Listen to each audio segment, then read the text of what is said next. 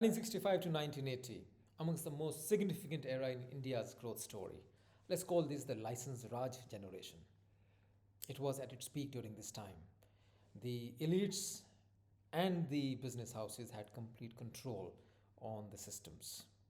It was like a triangle.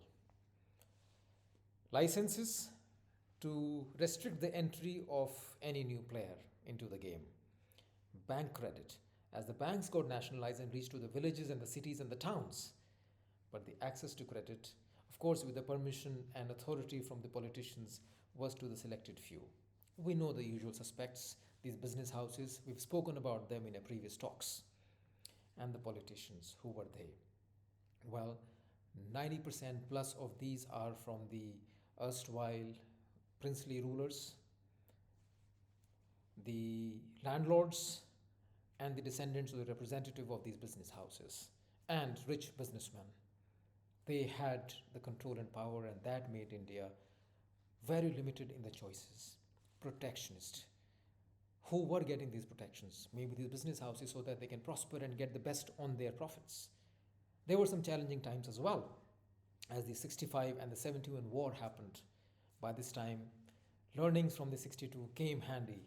India had become a military power in the region and won both the wars, helping create Bangladesh.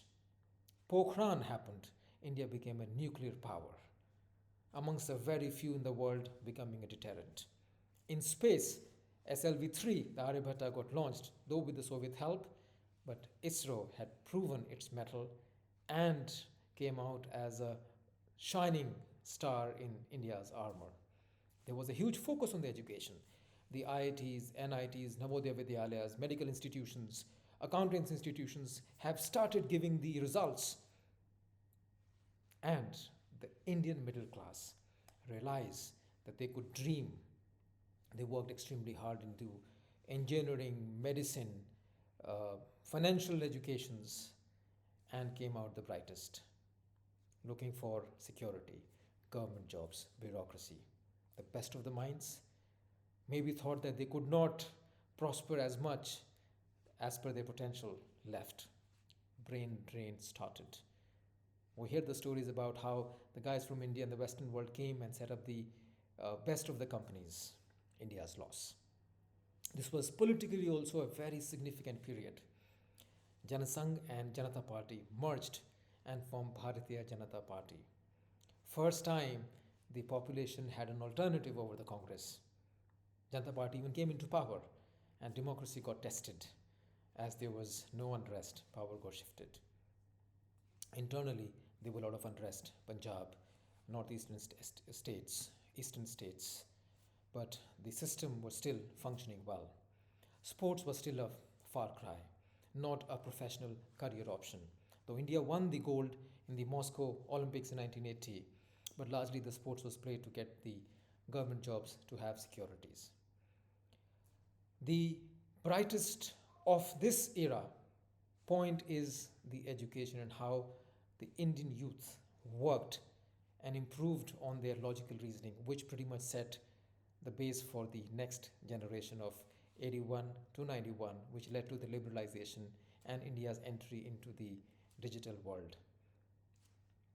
Economy was largely agrarian.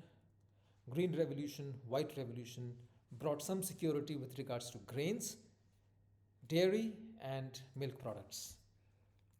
But the conditions in the villages were still dismal. Electricity, equipments were all archaic.